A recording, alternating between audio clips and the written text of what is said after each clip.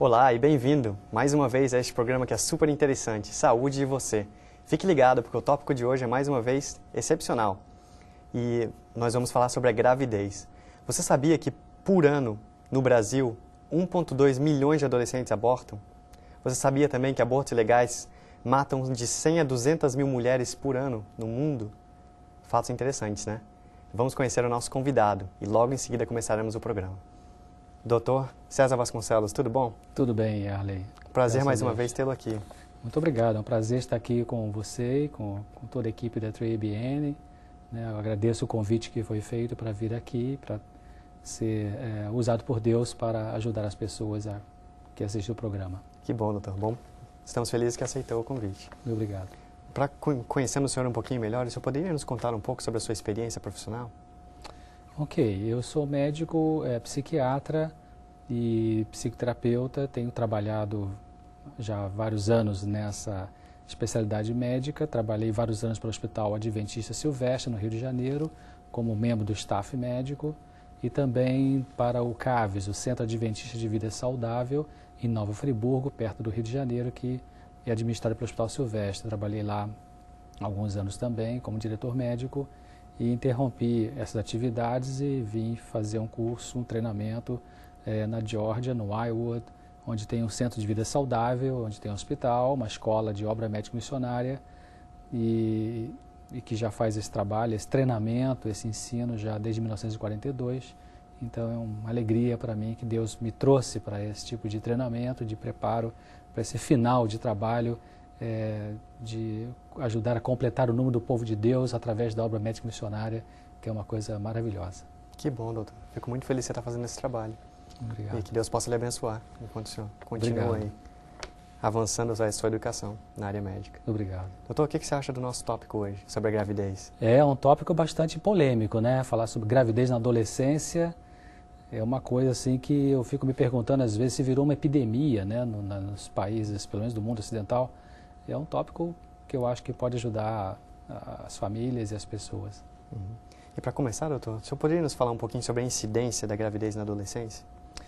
Você citou já duas aí no início do programa e isso é uma coisa que eu acredito até que já deve estar um pouquinho mais aumentada. Infelizmente essa estatística, mas realmente mesmo ela é uma coisa incrível, né? Quer dizer, 1.200.000 jovens adolescentes abortam por ano no Brasil. Quer dizer, é muita coisa, né?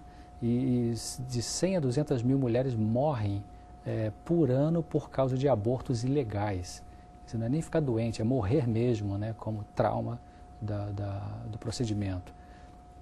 A Associação Brasileira da Adolescência, lá no Brasil, ela encontrou alguns dados, estudos feitos científicos e estatísticos, mostrou que entre 1982 e 1986 houve um aumento do número de adolescentes grávidas em 6,21%.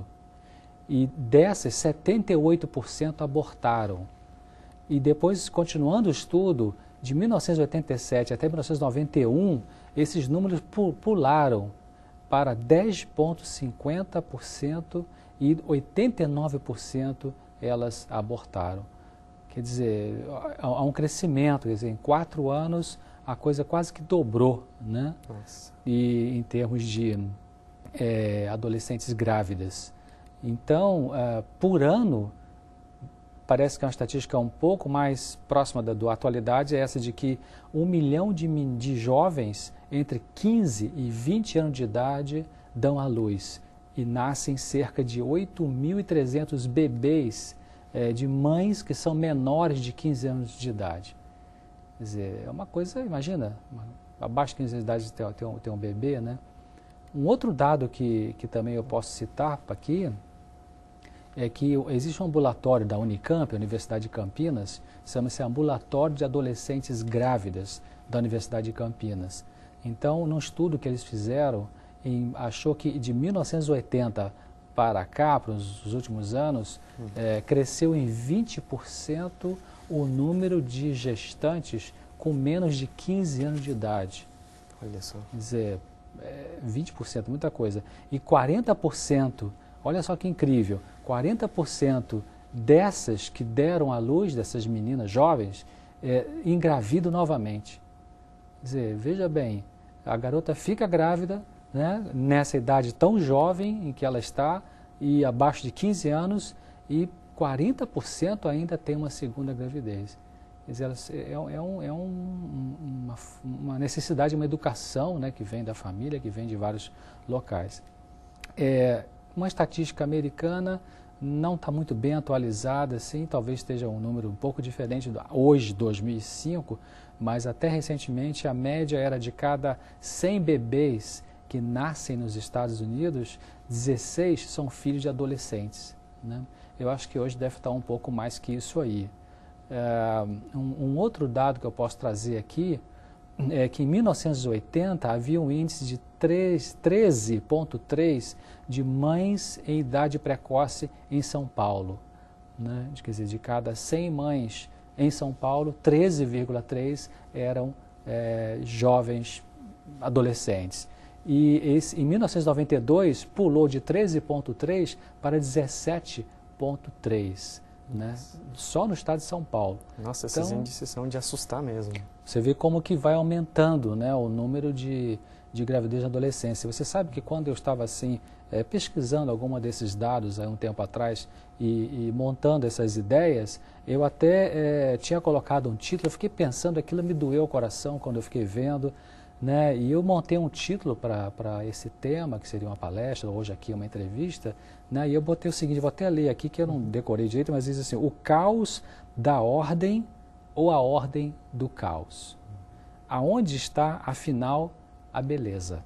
E, então, o título que vem é a gravidez na adolescência. Por que eu pensei o caos da ordem? Então, parece que a ordem do bem-estar da família e do desenvolvimento de um jovem virou um caos, né? E a ordem do caos, quer dizer, o caos é que está comandando hoje, né? A ordem hoje da sociedade como diz a juventude mesmo, deixa rolar, deixa para lá sabe, minha mãe cuida do bebê e tal. Quer dizer, que coisa é essa, né? Onde está a beleza? Onde está afinal a beleza? Eu pensei nisso porque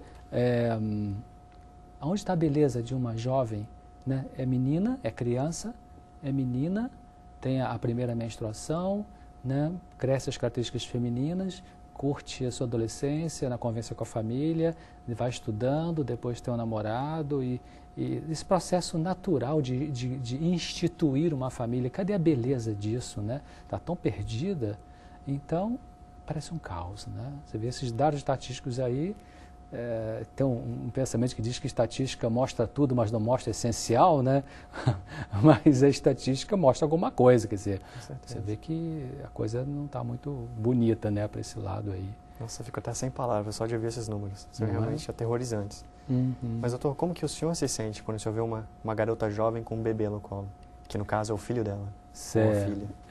Sabe, às vezes assim, estou em qualquer lugar, no shopping ou na rua ou em algum lugar e eu vejo uma jovem que olha assim e penso comigo mesmo, ela deve ter 15 anos, 16 anos, 14 anos, ainda que seja 18 anos, né? E empurrando o carrinho de bebê, é tão comum essa cena hoje em dia, né? Às vezes a mãe dela está do lado para acompanhar, ou é a sogra, não sei, ou é a tia, sei lá. E a gente vê nitidamente que aquele bebê é daquela jovem, né? Então eu fico assim pensando, meu Deus, será que é mais uma adolescente solteira? Né? Eu penso isso. Será que a vida dela, como que a vida dela mudou com a vinda daquela criança? Porque você imagina, eu tenho 2 filhos, né? Eu casei e antes de surgir o primeiro filho era uma vida 2, e depois que vem uma criança muda completamente a nossa vida, né?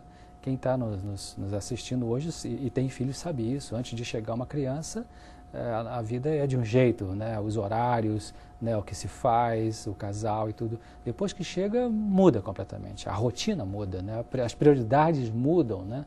Então eu vejo uma jovem assim, né, empurrando o carrinho ali e eu imagino, será que está solteira, né? Se está solteira, como que esse bebê mudou a vida dela, né? Como o senhor falou, muda em muitas áreas e também na área da responsabilidade. Exatamente. Agora ela tem uma responsabilidade muito maior. E como o senhor mesmo disse, às vezes não tem nem a pessoa que deveria estar ali ajudando, o pai. Muitas vezes não está ali. Não está Muitas ali. vezes ele... E o que eu Escapa da penso situação. também não só por isso também, isso pode ser, isso acontece, alguns não querem saber, né? E saem da responsabilidade, mas a própria garota, ela queimou etapas, né? Quer dizer, ela poderia estar livre para poder estudar, se dedicar, quem sabe até passear mais, sair com seus amigos, e agora tem um bebê ali, né? Então me passa pela cabeça isso, viu, Arley? Me passa assim, será que ela pega esse bebê e deixa lá na mão dos pais e vai curtir a vida? E se ela vai, será que ela pensa no bebê? Será que não? Sabe, vai amamentar o bebê? Não vai? Sabe, como é que fica, como é que vai ser essa criança, né? Será que casou com um rapaz jovem, possivelmente, ou não? Será que ela parou de estudar por causa disso, né? Porque engravidou, aí com talvez alguma complicação na gravidez, ou mesmo sem complicação, depois que tem um bebê, nasceu o bebê, e aí, como é que vai ser? Vai levar o bebê para a faculdade, para a escola, para o segundo grau e na sala de aula parar a cada 3 horas para amamentar o bebê, né? Não vai amamentar o bebê porque tem que estar estudando 5 horas direto e não pode parar. E aí já entra o problema da criança, porque o leite materno é o melhor que tem para um bebê. Então, uau, sabe, eu fico assim, é uma coisa que dói, sabe, que dói. Outra coisa que me passa pela cabeça também será que a vinda daquele bebê inesperado, né? Uma gravidez na adolescência não é uma coisa programada, será que criou atrito, né, naquela família? Será que criou uma ferida difícil de cicatrizar nos membros das famílias envolvidas, né? Vai que era um casal de namorados, as famílias são ou eram amigas, né? E aí houve aquela gravidez, e aí? Criou uma divisão das famílias, né? Porque a família da moça acha que o rapaz abusou dela e a família do rapaz acha que a moça deu mole, como se diz, e isso facilitou e quis conquistar. Uau, sabe? Então, cria um problema, não? tem umas complicações aí que não é só, ai, que bonitinho que esse bebê, não é? Com certeza. Não é? Doutor, você acha que a mídia tem influenciado o surgimento de mais e mais gravidezes através de programas, novelas, até filmes? Você acha que tem influenciado? Olha, eu acho que, sabe, existe uma lei da vida humana, né? A palavra de Deus fala disso, né? De que pela contemplação nós somos transformados. Exatamente. Quer dizer, você se torna, você geneticamente falando, você, qualquer um, né? Você se torna parecido com aquilo que você mais contempla. Isso é uma lei da mente humana, não é a lei dos adventistas, ou do batista, ou do católico, ou do espírita, ou do judeu. É uma lei da mente humana. Naquilo que eu mais me concentro, o que significa me concentrar? Ler, olhar, pensar, meditar, eu vou me tornar parecido. Então, não querendo ser moralista, nem querendo ser um acusador, assim, mas se você analisar um monte de filmes, um monte de novelas, um monte de vários programas que estão na sala da casa das pessoas hoje via a televisão, com raríssimas exceções, né? São coisas bem destrutivas, né? A gente vê as cenas de adultério fácil, né? Assim, qualquer coisa separa, adultera, né? Desvio de conduta sexual, a propagação do tabagismo, né? Cenas de alcoolismo, né? Cenas de violência familiar, gritarias, né? Então essas cenas, apelo incrível ao erotismo, que é uma coisa hoje estampada em tudo quanto é lugar, né? E excesso de romancismo, quer dizer, se foca excessivamente em cima do tópico romance, né, que tem o seu papel na vida humana, evidentemente, entre homem e mulher. Então, quer dizer, o que é divulgado muito pela má mídia, vamos dizer assim, até poderosa, né, realmente são cenas em que histórias, enredos, e são muito cheios de negatividade, de valores morais realmente éticos zero, quase zero praticamente, ou abaixo de zero, né? Então, quer dizer, a pessoa que até por distração, quantas vezes eu converso com algumas pessoas, elas falam, eu assisto esse programa, aquela novela, aquilo, porque é para distrair, minha cabeça tão cheia, eu estou cansado, trabalhei o dia inteiro, eu chego em casa, sento, ligo a televisão e fico ali vendo e tal. O que você está vendo está entrando, sabe? Nós não conseguimos filtrar todas as coisas como a gente pensa que consegue. O pessoal que trabalha com merchandising, que trabalha com marketing, propaganda e marketing, eles estudam estratégias de como entrar. Sabe aonde? Qual é a técnica? Eu ouvi falar isso. Eu não sou um profissional na área de marketing, mas eles procuram entrar no inconsciente das pessoas. Ou, como se diz popularmente, no subconsciente. Ou seja, criar o desejo aonde não está o desejo. E exatamente a palavrinha que você usa, no inconsciente. Muitas vezes a pessoa chega tão cansada que ela só senta, vira os olhos para a televisão e está totalmente inconsciente no que ela está vendo, mas aquilo está afetando ela de uma maneira. Exatamente, exatamente. Então, eu não acredito que nada é inocente, vamos dizer assim, né? Isso não vai me influenciar. Não é isso que a palavra de Deus diz. A palavra de Deus diz que naquilo que você contempla, nisso você vai ser transformado. Pouco, muito, médio, a curto prazo, a longo prazo, mas vai, né? Então, essa autora, tem uma autora adventista, Ellen White, eu gosto muito de todas as citações dela, mas tem algumas que são específicas. Eu lembrei de uma aqui agora, que ela fala que nós devemos ter cuidado com as avenidas da alma, né? Ela sabe, ou seja, ela fala assim, cuidado com o que você vê, com o que você ouve, com o que você fala, né? Com o que você contempla, aquilo que entra, que tem acesso à sua mente. Cuidado, né? Faça uma seleção, porque vai ter influência, com certeza. E doutor, aqui nos Estados Unidos, por exemplo, os grandes produtores de filmes, eles dizem, não, mas a gente está apenas retratando o que acontece no dia a dia. Talvez até na Globo, onde eles produzem as novelas do Brasil, eles podem dizer, não, isso é apenas o que acontece no dia a dia. E não é realmente o que se passa na vida de muita gente?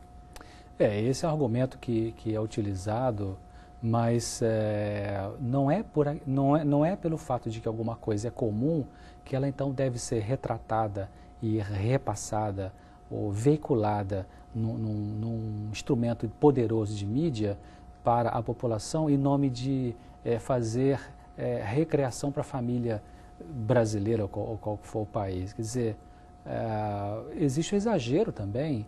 Existe, como já falei, a influência pela contemplação, quer dizer, se você coloca num canal de TV com muita frequência e com muita atração, atratabilidade, né?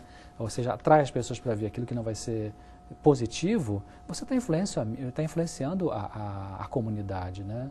A sociedade é influenciada porque nós, como eu falei, nós absorvemos, queremos ou não, conscientemente ou não, nós absorvemos os modelos que nós observamos. Então, você vê um exemplo típico, isso é coisa bem como que o poder da mídia sobre a sociedade é forte. Está passando uma série um seriado, uma novela, por exemplo. E no decorrer da novela, em função do tipo de roupa, de óculos, de, sei lá, caneta, de gravata que usa o artista talvez mais influente, a comunidade começa a usar. Já viu isso? As indústrias começam a produzir aquele tipo de óculos, aquele tipo de aro, de armação, uau! E aquilo vira moda e se instala na comunidade.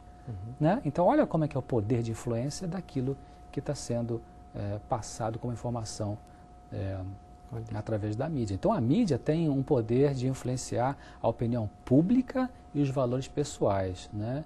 E deveriam ter mais responsabilidade em relação ao que estão fazendo, o que estão jogando para dentro das casas, né, das pessoas. E o próprio pessoal da mídia conhece esse poder que eles têm. E muitas sim. novelas, muitas das coisas que eles usam ali já estão ali com propósito. Por exemplo, teve uma novela que na abertura tinha uma joia, e aquela joia realmente estava à venda por uma joalheria. É mesmo. Eu lembro desse fato. Ou seja, eles conhecem o poder e usam de uma forma a beneficiá-los, com certeza. Então, esses modelos que nós estamos falando aqui hoje de gravidez na adolescência, né? Então, esse rebaixamento dos valores éticos, que é passado muito pela mídia, você fez a pergunta se a mídia influencia, né? Se facilita ou não, eu disse que sim, né? Então, a erotização das relações humanas, né? A superênfase na sexualidade, a superficialização das relações afetivas das pessoas, né? Ou a super enfocar só no aspecto romance, como se o amor fosse o romance ponto final. Quer dizer, o amor entre homem e mulher envolve romance, mas envolve responsabilidades, comprometimentos e tudo mais, mas não são esses valores que são passados. Sutilmente, às vezes, alguma empresa de mídia bota no programa, ao ar um programa em que defende uma coisa boa para a sociedade, é verdade, acontece isso também, né? Mas misturado com um monte de modelos que são realmente, eu diria até uma palavra meio pesada, patológicos, doentios, né? Então, isso vai influenciar a sociedade. Eu acho que muitas garotas, elas são influenciadas, não é só esse o problema, evidentemente, que vai levar com que haja um aumento do índice de garotas que engravidam na adolescência, solteiras, né? Mas é um facilitador, eu diria, que é esse rebaixamento da qualidade ética de programas produzidos pela mídia, né? Doutor, qual a melhor maneira de tratar com esses problemas da gravidade na adolescência? Na gravidez e na adolescência, a coisa é igual em medicina, né? A melhor coisa para você lidar com uma doença é prevenir a doença, né? Tem doenças que depois que forem instaladas, é muito difícil de tratar, muito difícil de tratar, né? Seja doença mental, seja doença física. Então, melhor a coisa é prevenção. Como é que se faz a prevenção de gravidez na adolescência? Basicamente, educação familiar, viu, Yarley? É o mais importante que tem. Então, os pais precisam educar os seus filhos, o garoto e a garota, o rapaz e a moça, informar para eles como que é o processo de evolução sexual, explicar o que é uma menstruação, o que significa menstruação, explicar para a garota isso, explicar o que significa, o que é a sexualidade, como é que se tem relações sexuais, quando vai chegando às idades apropriadas para isso. Então, a educação familiar é fundamental. Agora, uma coisa também fundamental para evitar que as meninas tenham gravidez na adolescência e os rapazes abusem das meninas para engravidar as meninas, né? O próprio valor moral do pai e da mãe. Quer dizer, o pai e a mãe têm que ter o seu próprio valor, né? Eles têm que ter a sua própria ética, né? Então, se o pai ou a mãe não dão exemplo eles mesmos de pessoas que têm uma ética equilibrada, né? Valores de educação que são bons, vai furar, vamos dizer, vai deixar em branco aquilo que os seus filhos estariam precisando receber para serem protegidos dessa má mídia ou do que há de mal na mídia, né? E da pressão do mundo externo também, não só a mídia, mas de colegas que não têm uma estrutura de família boa, né? Que vão pressionar isso, né, na cabeça dos jovens. Então, é importante compreender que quando você ama o seu filho, a sua filha, você educa.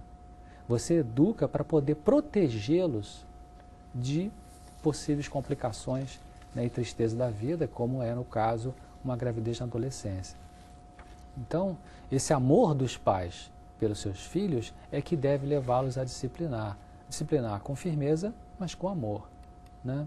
Uma vez eu estava lendo um livro bem interessante de um psicólogo americano, e ele explicava de que crianças criadas em lares que são muito ditatoriais ou em lares que são muito liberais, vai dar o mesmo problema. Quer dizer, os opostos extremos são muito semelhantes. Então, ensinar a criança, a melhor maneira de prevenir a gravidez na adolescência é ensinar o jovem os princípios saudáveis de viver a sexualidade humana, né, ver se coloca em boas escolas cristãs que ensinam esse respeito pelo corpo humano e os princípios divinos que sempre são os melhores para a felicidade humana, né? Os pais devem ensinar os seus filhos a lidar com seus instintos, com seus impulsos, né, para que eles aprendam de que o instinto sexual é um instinto natural, Deus que colocou, não tem nenhum problema no instinto sexual, né? Mas como que você vai administrar esse instinto sexual é que é o X da questão, né? Então, os pais precisam dar essa educação sexual para os seus filhos. E, ultimamente, nas últimas décadas, a iniciação sexual tem realmente mudado, correto? Com certeza, mudou bastante. Você sabe que por exemplo, na década de 70, né, a iniciação sexual se dava em torno entre 19 a 22 anos de idade, né? Hoje, ela começa aos 13, no máximo aos 16 anos. Quer dizer, é uma idade em que os jovens estão imaturos, psicologicamente falando, não estão preparados para ter relação sexual e arcar com gravidez, de forma alguma. O que o senhor acha, na sua opinião, que são os motivos assim que os jovens mais usam para poderem ter relações sexuais? O jovem, nessa energia toda que eles têm, nessa impulsividade, eles geralmente usam aquelas frases que são típicas, né? Pintou o desejo, eu não sei o que aconteceu, eu achava que ele me amava, a garota diz isso, por isso que eu cedi, engravidou. Ou então eles falam assim, a gente queria apenas curtir um pouquinho, e aí, sabe? Ou então aquele conceito que é um conceito furado, todo mundo faz isso. Não é todo mundo faz isso, não é verdade isso. Pode ser a maioria, mas não é todo mundo, né? E o senhor tem mais alguns dados ou estatísticas que o senhor poderia apresentar para a gente, para realmente marcar esse tópico? Você sabe que após três anos da primeira gestação, alguns estudos mostraram isso, após 3 anos depois da primeira gestação, 40% das adolescentes voltam a engravidar uma segunda vez. Acho que eu citei isso no começo lá, mas queria reenfatizar, né? Da classe mais rica das garotas, que engravidaram na adolescência, 80% abortam. E da classe mais pobre, 80% é o contrário, leva a gravidez até o fim. Não tem dinheiro para pagar, né? Para poder fazer o aborto, né? Provocado. Os traumas psicológicos de um aborto, também isso é uma coisa importante, pode se prolongar pela vida inteira, né? E vai prejudicar a mente da jovem durante muitos anos. É muito difícil tratar, psicologicamente falando, uma jovem que cresceu e ficou com trauma de aborto na sua vida. Né? Fica a culpa, fica medo, fica a diminuição da autoestima e fica, às vezes, depressão, pensando o que seria aquela criança se eu tivesse deixado viver, como seria essa criança, né? Medo de um castigo de Deus. Então, isso são coisas que ficam perturbando a cabeça e como eu falei, eu já atendi algumas pessoas já na idade adulta, né, que abortaram provocadamente, provocaram aborto e ficaram com trauma assim, muito difícil de sair, muito difícil. Né? Então, a melhor coisa é prevenir. E prevenir vem a educação, principalmente da família, né? Uhum. E de boas escolas cristãs. Só mudar um pouquinho, doutora. A prevenção é super importante, número 1. Mas a abstinência é a única que garante o controle, correto? Poderia pôr essa palavra ali? É o plano de Deus, né? Uhum. O plano de Deus é que a sexualidade entre uma mulher seja vivida dentro da relação conjugal. Uhum. Esse que é o plano de Deus, do casamento. Né? Isso. E se a gente se manter, né, no plano divino, a gente vai ter os melhores resultados. Com certeza. Uhum. Mas lembrando que é sempre bom educar. Então, se você é pai, se você é mãe, não esqueça de educar os seus filhos, de que, se é que eles vão realmente ter relações sexuais, que pelo menos façam da maneira correta, que se previnam.